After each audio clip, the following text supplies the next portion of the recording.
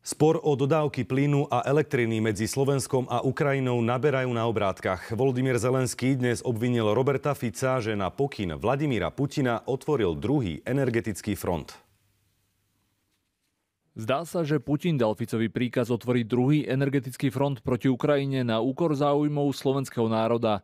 Ficové hrozby, že túto zimu odstaví Ukrajinu od núdzových dodávok elektrickej energie, zatiaľ čo Rusko útočí na naše elektrárne, sa dajú vysvetliť len takto. Jediným dôvodom, prečo Ukrajina teraz potrebuje dovážať elektrínu, je ruská okupácia Záporožskej jadrovej elektrárne a použitie rakiet a dronov na zničenie veľkej časti ukrajinskej výroby tepla a vodnej energie.